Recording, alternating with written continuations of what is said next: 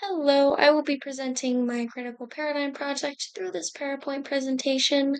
I will be discussing the two theories I chose under the critical paradigm, the defining principles, what they are, and of course how these two theories helps us to understand the film better, and the film that I chose to analyze was Barbie. So first of all, what is the critical paradigm? It pretty much examines power, privilege, and inequality in social change. It starts with the idea that families and societies exist in spheres and that these spheres are impacted by the balances of power. Who has the power versus who doesn't? The first theory I chose was family feminism theory. This theory is rooted within the feminist movement and it emphasizes that women's experience are central in understanding family dynamics. It challenges the family status quo, which we will get more into what is status quo.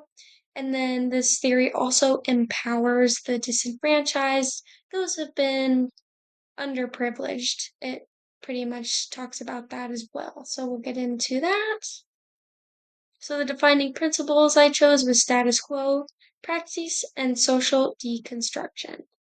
So first, what is status quo? It's just the current state of things. What are the norms of what a family looks like? Within this theory, it takes on an activist orientation. So that just means that we're challenging the status quo under this theory. And then, of course, we're also empowering those that don't have the power within these current situations. So next, praxis, it's the difficulty to put beliefs into actions. And within this theory, of course, we're working to put these beliefs into actions, and some of these beliefs work to uncover gender biases and includes gender relations in society, economy, education, and families. Next, what is social deconstruction? This is the first step in analysis of the formation of views, and it relates to gendered meanings, and it considers how society assigns behaviors and values based on sex. So overall, it just analyzes how we develop, these gender stereotypes, how these stereotypes are categorized and assigned based on sex. Yes. So next we have our theory application. So in the beginning of the film, Barbie and her friends throw a big party and then, everyone's dancing and she just blurted out, "Do you think about dying?" Well, she says this after talking about the repetitive nature of their routine. So the status quo, like their current state of things is that everyone has their specific roles at jobs and they're supposed to be, these feminine, hardworking women that they're not really questioning anything. They're just going about their routine. And right here she's challenging that. She's like, "Wait a second. Why do we do that? Why do we do what we do? This is that first step." So then the next day she goes to the weird house because she's trying to, figure out what's going on to learn, and then she does decide, to learn the truth. In the real world, then she meets the men in charge, and in that whole conversation, she is like, "Are there any women in charge?" So throughout this travel to this new world, she's starting to get into that first step of, how did we form the views that we have of Barbie Land? How did we form these roles we have overall? And so that shows this process, and then eventually, after this scene, she runs away because she doesn't want to continue following these norms. She wants to go back and fix everything. So this would be an example of praxis where she's putting these new beliefs into action. She's working to uncover these gender biases that have been assigned by these men. So next we're going to go into conflict theory. So this theory acknowledges opposing forces with it also divides conflict into macro and micro levels, where macro is the difference between social classes and competition for resources, including economic wealth, political power, and social status. Whereas micro conflict examines, the struggles within families and, within these social relationships. It also says, humans are selfish, and due to our selfish nature, conflict is inevitable. It's going to happen. The defining principles I chose was conflict, resources, and resolution. So first of all, what is conflict? Overall, it's just clash of interests, ideas, or values. This theory says that conflict is unavoidable and it is necessary for unification. So conflict generally, when resolved, brings groups together.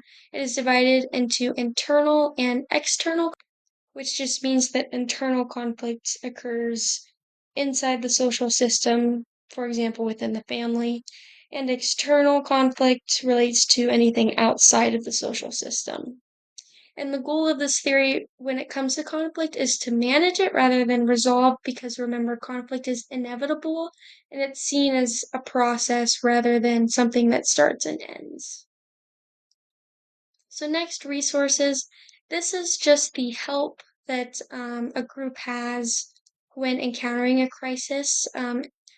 These resources vary between families and groups, and that it's also associated with more resources with a higher education, and of course is also affected by the family life cycle. So throughout a family's life, they may have access to different resources, or this access may change based on the power dynamics within the family. For example, children generally have less power earlier in the family cycle, whereas later in the family cycle, they start to develop a little bit more power. So next, resolution. It's described as the end state of conflict and also the process of a conflict's ending. This occurs when parties no longer view the issue as competition for scarce resources and is the outcome of a conflict. It may require redefinition of the conflict, which just means that this conflict it's no longer perceived as present. So next, the theory application. So this is when the Ken, he returns from the real world and just takes over Barbie Land. All the Kens do. And this culminates in an extravagant battle where there's conflict here over control, in a sense. The Kens did eventually gain attention and affection of the Barbies, and the Barbies are seen as this resource that there's conflict over. Eventually, Barbie returns to restore order. She distracts the Kens from changing the Constitution, and she brings everything back to normal, which brings this resolution. So within this event, we see this conflict where there's a power struggle over, who has control over Barbie Land, the resources being the Barbies, of course, and then that resolution when everything comes back to normal. So next, of course, why would using these two theories be beneficial to watch this film? So first of all, family feminism theory, it focuses on gender inequality, and while conflict theory examines the opposing forces and power. So through these theories, we can develop a better understanding of how societal gender roles in terms of like gender inequality affects the characters, and then also we can see, under conflict theory, who establishes these gender roles.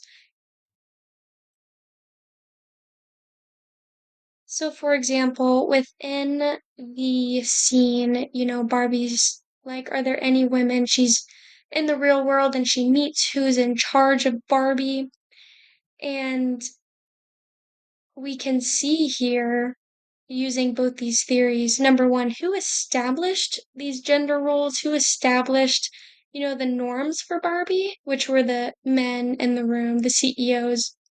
But then we can also see how this dynamic impacted her, the gender roles, how they impacted her.